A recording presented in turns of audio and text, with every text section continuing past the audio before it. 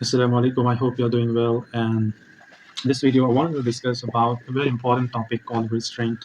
So recently, I read a small book, very small book of around 64 pages.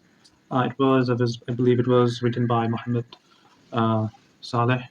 And so, if I recall correctly, if my memory is correct. So let's talk about the topic in itself about the restraint. And it's a very, very important something to keep practice, especially for youths out there, or in general for any Muslims out there.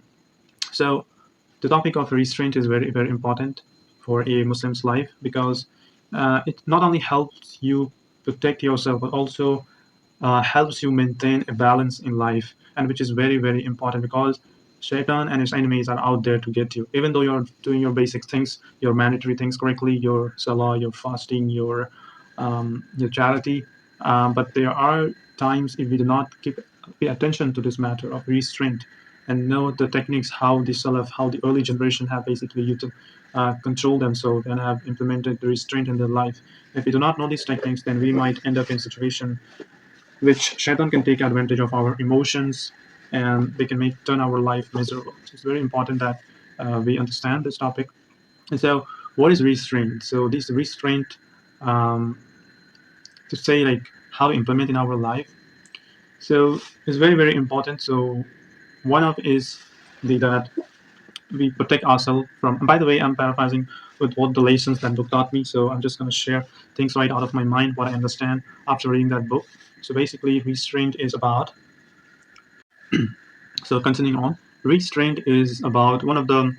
I believe you should have heard this hadith that you have to protect your tongue from speech which is not useful, which does not bring any benefit. And also the other thing is the body parts which lies between your thighs. So these two things, if you can protect yourself, then your entire body, your life will be a life of peace and enjoyment.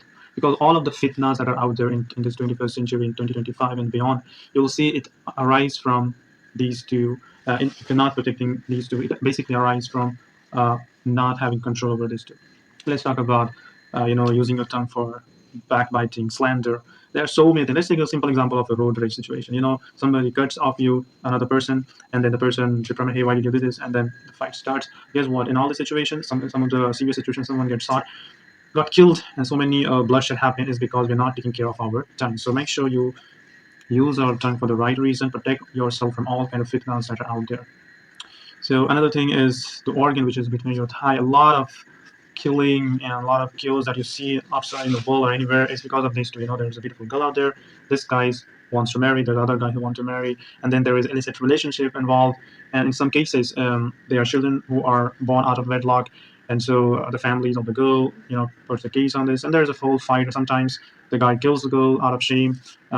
To protect his honor and all, or vice versa, something happens. So in all of these situations, if you notice, all of these fitna basically arises from not protecting your tongue and not protecting your private parts. So desires that is out there. So it all boils down to these two things: your desire and not protecting your tongue. So it's very important that you have restraint in our life, and we take lessons from the early generations, the best three generations, which is the Sahaba, the Tabi'in, and the Tabi Tabi'in. These three are the best generation. The Sahaba generation are the best generation, and so we should take lesson from them. How did they basically implement a restraint in their life? So I'll give you one situation what happened. So if my memory is correct, I believe it was Umar bin Abdul Aziz.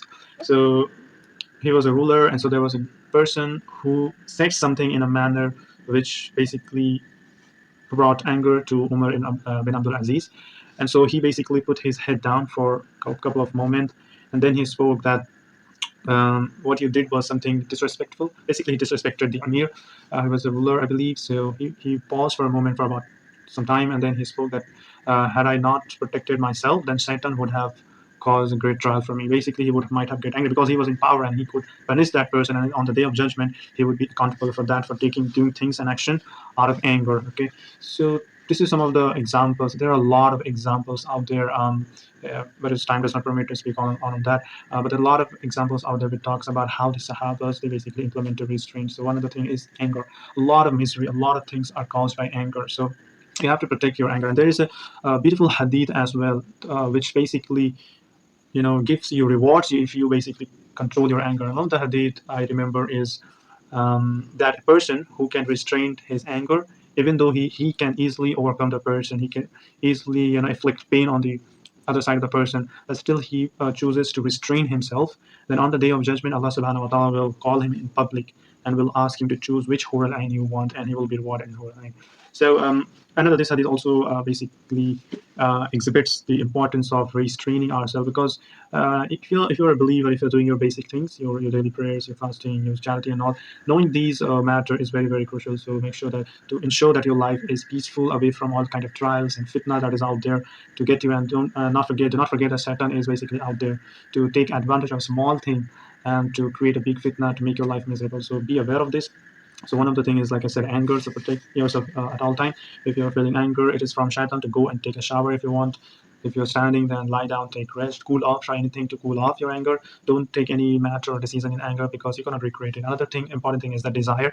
So we are living in a society where everything is so explicit in nature, and there's a lot of fitna, especially with regards to women and men out there. So protect yourself a lot of time, and ensure you follow the guidelines as per the Islamic teachings, to have a barrier between the opposite gender, to not shake hands, to not have any kind of illicit relationship in general.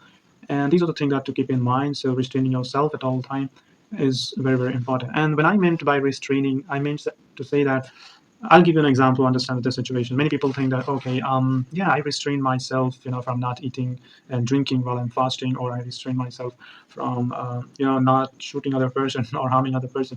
Well, some of the thing is true, and that's because maybe you do not have the ability to do that, those kind of sin. For example, you do not have ability to inflict harm on another person because you are weak.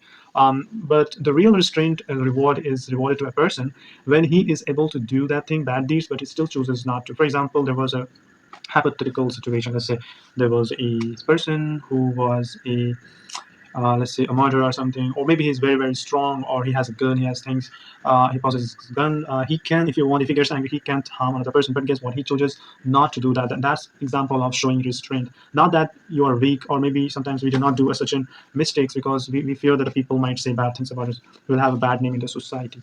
Well, these are other things to keep, these are there which also protect a person from doing any kind of immoral acts. But the true restraint comes when you are able to do a particular bad deeds, but you chooses not to do it for the sake of Allah subhanahu wa ta'ala. That is what real restraint is. So I'll leave it here, and I pray Allah subhanahu wa ta'ala that He allows us to implement restraint in our life, so that our life become much more peaceful, away from all kind of fitnas and trials out there, to protect our tongue and our private path. Because if we do not, then it will make our life hell on this earth, and also it could lead to punishment in the hereafter. So I'll leave it here, and I'll see you guys in another video. Until next time, assalamu alaikum.